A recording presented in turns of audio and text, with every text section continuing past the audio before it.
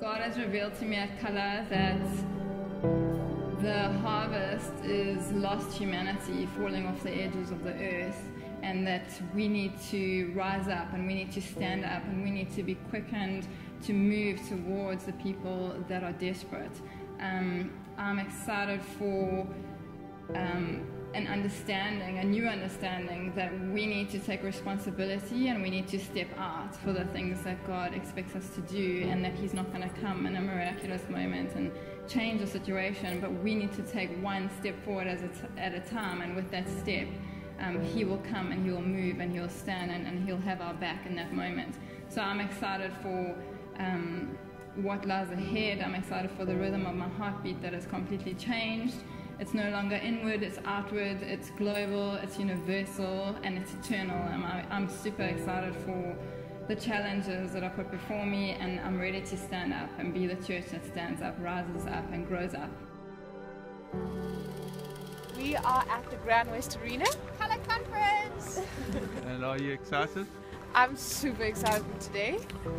Awesome. Very excited, can't wait. How Long was- day, but gonna be amazing. How was last night? Incredible. You're Bobby Houston so is good. amazing. Sure, she's an incredible lady. And what do you have faith for today? Jeez, that's a question. Yeah. Just to be have an open changed. heart and Yeah. like just take in the word of God from a late woman's perspective.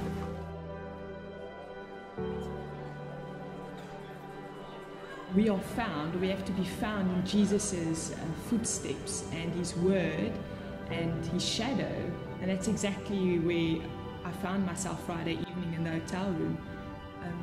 I just found myself right in Jesus' words, and He's just secretly whispered secrets and promises into my heart.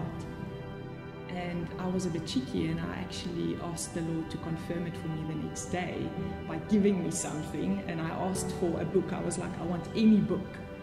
And I had no idea that it was a tradition for them to hand out Bibles at Colour.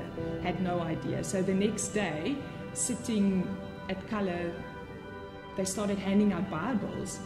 And the Bible wasn't only for me, it was for Greg. And it confirmed the promise that God whispered into my heart the night before, and I actually started crying. I just didn't even do a pretty cry, I actually did a really ugly cry. I was a bit embarrassed.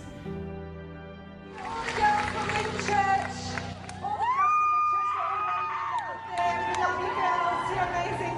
No, Tess is so funny because she's like, oh, I don't know if I'm a leader, but she's got like 100 people at Colour with her. So, like this big balloon comes to her, you know, and she's like literally shrinking like this into her chair.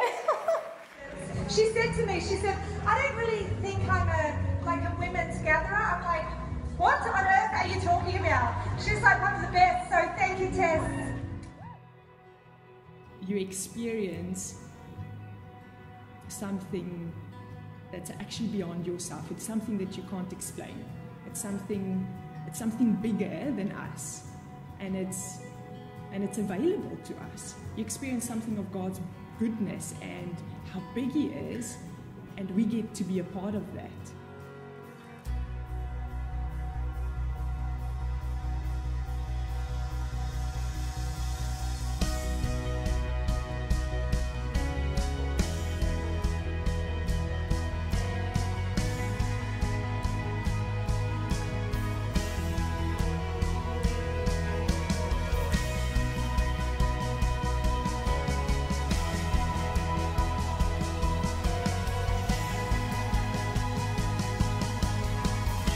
But God says, I've called you to be overcomers.